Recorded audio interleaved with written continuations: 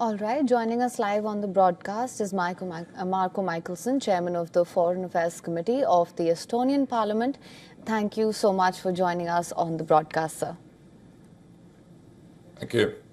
Now, of course, let's just talk about the United States' new step, if we can call it that, to provide Ukraine with intelligence on long-range energy infrastructure targets within Russia. What's your assessment of the United States' involvement so far? Because we have seen Donald Trump talk about how he could get this war resolved within 24 hours, then 100 days. However, we see that the impasse continues. So what's your take? I think the American administration and President Trump understands that this war is much more serious than he thought to be. Obviously, 24 hours, you cannot finish war which has a global impact. This is not regional war, as we know.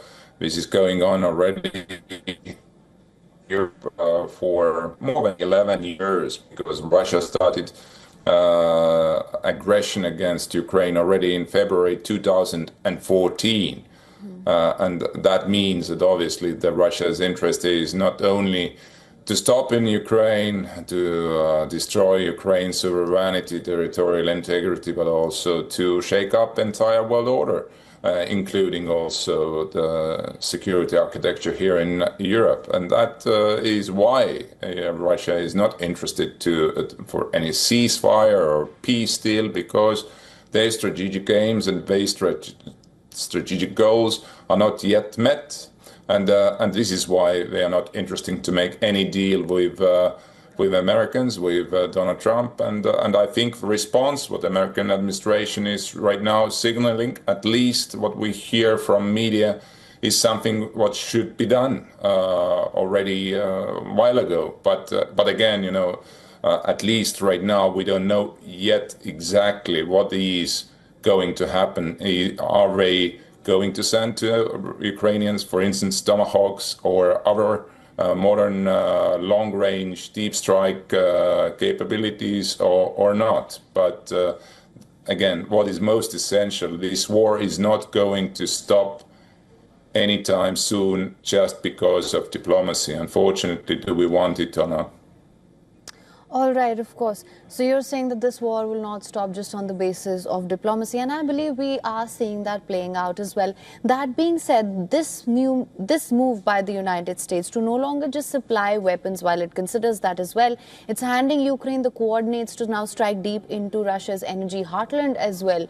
Do you actually see this as a new front of this war opening up, or do you think this is almost a cyclical nature that this war has taken at this point?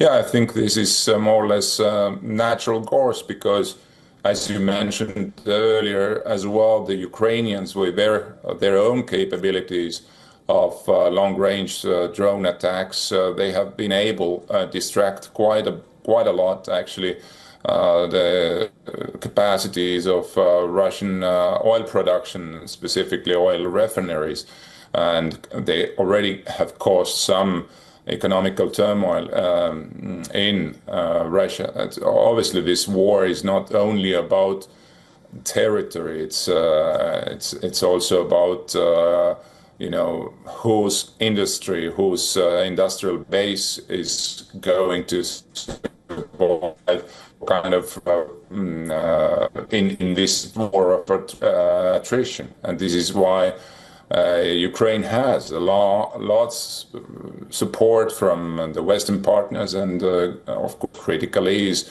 American support in this, because if we want to have a just and lasting peace in Europe is re-established, obviously Russia in their aggression must be defeated. All right, Mr. Michelson, thank you so much for joining us on WION World as One with your insights on this. Thank you.